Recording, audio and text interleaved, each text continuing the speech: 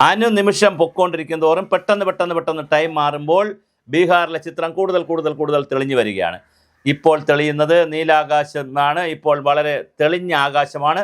അവിടെ തെളിഞ്ഞു വരുന്നത് തേജസ്വി യാദവിൻ്റെ പേരാണ് തെളിഞ്ഞു വരുന്നത്. നിതീഷ് കുമാറിനെ ശക്തമായ എതിർപ്പ് ഉയർത്തിക്കൊണ്ട് ഒറ്റ പേരിലേക്ക് കോൺഗ്രസും തേജസ്വി യാദവിൻ്റെ പാർട്ടിയും വന്നു കഴിഞ്ഞപ്പോൾ വളരെ ഗൗരവതരമായ ഒരു തെരഞ്ഞെടുപ്പ്, സീരിയസ് ആയ തെരഞ്ഞെടുപ്പ് വന്നു.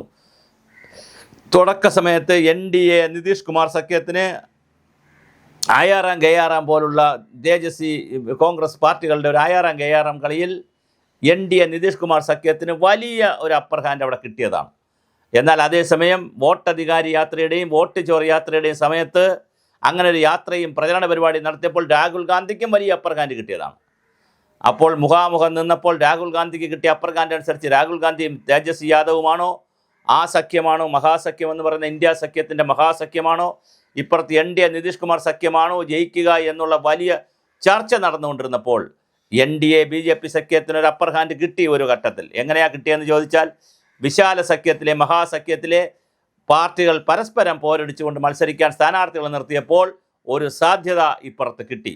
പക്ഷേ അപ്പോഴും ഇപ്പുറത്ത് NDA നിതീഷ് കുമാറിൻ്റെയും BJPയുടെയും ക്യാമ്പിലുണ്ടായ ഒരു അങ്കലാപ്പ്, ആശങ്ക, ആരാണ് മുഖ്യമന്ത്രി എന്ന് പ്രഖ്യാപിക്കണമെന്ന് പറഞ്ഞു. എന്നാൽ അത് മണത്തറിഞ്ഞുകൊണ്ട്, അത് സ്മെല്ല് ചെയ്തുകൊണ്ട് വളരെ വേഗത്തിൽ തന്നെ കോൺഗ്രസ് ക്യാമ്പുകളിൽ നിന്ന് രാഹുൽ ഗാന്ധി തന്നെ പ്രഖ്യാപിക്കുകയാണ് തേജസ്വി യാദവാണ് മുഖ്യമന്ത്രി. അങ്ങനെ പ്രഖ്യാപിച്ചതോടുകൂടി തേജസ്വി യാദവിൻ്റെയും വിശാല സഖ്യത്തിൻ്റെയും മഹാസഖ്യത്തിൻ്റെയും ഇന്ത്യ മുന്നണിയുടെയൊക്കെ ഗ്രാഫ് വല്ലാതെ ഉയരുകയും ഇപ്പോൾ മത്സരം നെക്ക് ടു നെക്ക് ഫൈറ്റ് വളരെ ടൈറ്റായ മത്സരത്തിലേക്ക് പോയിട്ടുണ്ട്. അപ്പോൾ തേജസ്വി യാദവ് മുഖ്യമന്ത്രി ആയാലും അത്ഭുതമില്ല, ബീഹാറിൽ അട്ടിമറി നടന്നാലും അത്ഭുതമില്ല. നിതീഷ് കുമാറിൻ്റെ തുടർച്ചയായുള്ള ഭരണത്തിനും BJP ഭരണത്തിനും അട്ടിമറിയിലൂടെ അവരെ തകർത്തുകൊണ്ട് തേജസ്വി യാദവ് കയറി വന്നാൽ അത്ഭുതമില്ല. അങ്ങനെ കയറി വന്നാൽ അത് ഇന്ത്യൻ രാഷ്ട്രീയത്തിൽ നരേന്ദ്രമോദിക്കും BJPക്കും കിട്ടുന്ന വലിയൊരു പ്രഹരമായിരിക്കും എന്നുള്ളൊരു തോന്നൽ ഇപ്പുറത്തെ ക്യാമ്പുകളിൽ ഉണ്ടാക്കാനും രാഹുൽ ഗാന്ധിക്ക് അത് കൺസോൾഡേറ്റ് ചെയ്യാനും കഴിഞ്ഞിട്ടുണ്ട്. അങ്ങനെ രാഹുൽ ഗാന്ധിയുടെ ഒരു നേതൃത്വത്തിൻ്റെ പക്വത കൊണ്ട് പരസ്പരം പോരടിക്കാതെ ആദ്യമേ തന്നെ നേതാവിനെ പ്രഖ്യാപിച്ചത് കൊണ്ട് വലിയ മാറ്റമാണ് ബീഹാറിൽ ഉണ്ടാകാൻ പോകുന്നത്.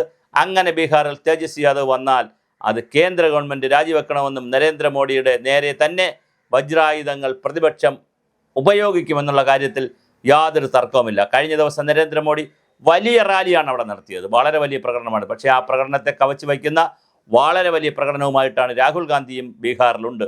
അപ്പോൾ ഈ മുഖാമുഖം നടക്കുന്ന പരസ്പരം പോരടിക്കുന്നതിൽ ആരാണ് നേടുക എന്ന് നമുക്കറിയേണ്ടതുണ്ട്. അവിടെ ഞാൻ സൂചിപ്പിച്ച പോലെ തേജസ്വി യാദവിന് ഒരു അപ്പർ ഹാൻഡ് കിട്ടുന്നതാണ് ഏറ്റവും അവസാനത്തെ കാഴ്ച.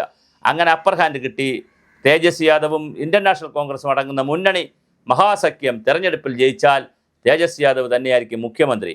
അങ്ങനെ വന്നാൽ മറ്റൊരു ബീഹാറിൻ്റെ തുടക്കമാകും. അടുത്ത പുതിയ മുഖ്യമന്ത്രിയുടെ പുതിയ യുഗമായിരിക്കും ബീഹാറിൽ ആരംഭിക്കുന്നത്. നിതീഷ് കുമാറിൻ്റെ കാലം കഴിഞ്ഞുവോ അതോ തേജസ്വി യാദവിൻ്റെ കാലം തുടങ്ങിയോ? കോൺഗ്രസിൻ്റെ സ്റ്റാൻഡ് എവിടെ നിൽക്കും?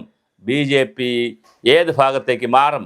ഇനി തേജസ്വി യാദവ് ജയിച്ചു കഴിഞ്ഞാൽ തേജസ്വി യാദവിനെ കൊണ്ടുപോകാൻ BJP ശ്രമങ്ങൾ നടത്തുമോ? ഇത്തരത്തിലുള്ള വളരെ ഗുരുതരമായ ഒരുപാട് രാഷ്ട്രീയ ചോദ്യങ്ങൾക്കും ഉത്തരങ്ങൾക്കും വേണ്ടി നമുക്ക് നവംബർ 14 ഉച്ചവരെ കാത്തിരിക്കാം.